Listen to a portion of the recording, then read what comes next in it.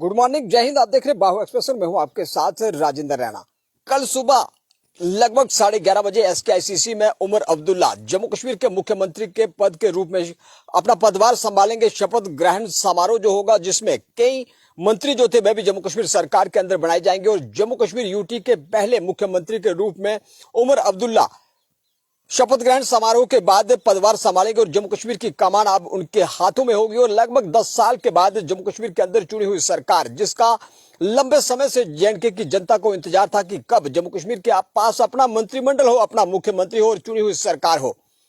जम्मू कश्मीर को यूटी बनाए जाने के बाद कई वार जम्मू कश्मीर की जनता को यहाँ पे सपने ख्वाब दिखाए गए कि जल्द जम्मू कश्मीर के अंदर असेंबली के चुनाव होंगे। और ऐसे में 2024 के अंदर असेंबली के चुनाव हुए, जिसमें 46 विधायकों का समर्थन उस पॉलिटिकल पार्टी को चाहिए जिसकी सरकार होनी थी, लेकिन उमर अब्दुल्ला के पास 55 विधायकों का समर्थन जो था वह प्राप्त था। और 55 विधायकों के समर्थन के साथ साथ उमर अब्दुल्ला जम्मू कश्मीर केंद्र शासित प्रदेश के पहले मुख्यमंत्री होंगे। और मुख्यमंत्री बनते ही चुनौतियों का पहाड़ जो था वह उमर अब्दुल्ला के सामने होगा, क्योंकि जम्मू कश्मीर रीऑर्गेनाइजेशन एक्ट के बाद कई सारी शक्तियां जो थी वह जम्मू कश्मीर सरकार से छीन चुकी हैं और सारे के सारे संवैधानिक अधिकार जो थे वे जम्मू कश्मीर के LG के पास रहेंगे। और किसी भी प्रकार की फाइल का लेन देन हो, किसी भी प्रकार का पॉलिटिकल यहाँ पर रिजर्वेशन हो, उसके साथ साथ कई अहम मुद्दे जो थे, जनहित के मुद्दे, जिनका सीधा समाधान जो जम्मू कश्मीर के असेंबली के अंदर मुख्यमंत्री किया करता था, अब उन सभी समस्याओं का समाधान जो था वह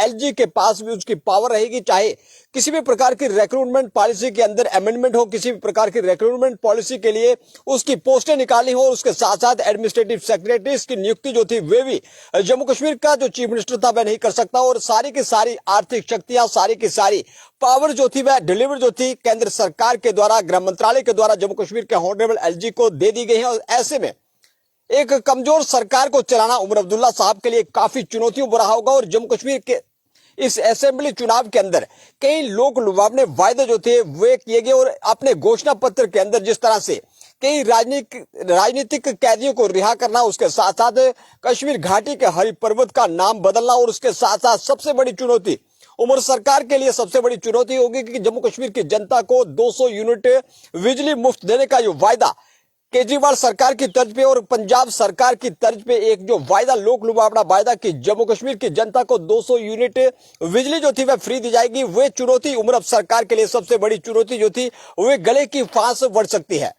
425 करोड़ रुपए का पहले से ही बिजली विभाग को जो लेन देन जो था, बकाया जो था, वह बिजली विभाग के कंधों पे था। और 425 करोड़ के आर्थिक बोझ से जम्मू कश्मीर सरकार को जूझना पड़ सकता है। और लगभग 2.5 लाख ऐसे उपभोक्ता हैं जिनके नाम पे पहले से ही बिजली का बकाया बिल पेंडिंग था। और ऐसे में उमर सरकार अगर 200 यूनिट बिजली मुफ्त देने का वायदा अगर पूरा करती है तो 425 करोड़ सरकार पे एक आर्थिक बोझ, बड़ा संकट जो था उससे सरकार जूझ सकती है। और जम्मू कश्मीर की जनता के साथ किए वायदे, जो भी घोषणा पत्र के अंदर वायदे किए गए थे, अगर उन वायदों से सरकार मुखर होती है तो जम्मू कश्मीर की जनता का विश्वास जो था वे जम्मू कश्मीर की नेशनल कॉन्फ्रेंस कांग्रेस के साझा सरकार से उठ जाएगा। और जितने भी जो लोक लुभावने वायदे किए थे, सरकार भी ये नहीं, ख्वाब भी नहीं देखा होगा जम्मू कश्मीर के अंदर कांग्रेस और नेशनल कॉन्फ्रेंस की वह बम्पर जीत के साथ सत्ता संभालेंगे, बम्पर जीत के बाद वह मुख्यमंत्री बनेंगे। और मुख्यमंत्री तो अब बन चुके हैं, लेकिन चुनौतियों का पहाड़ जो था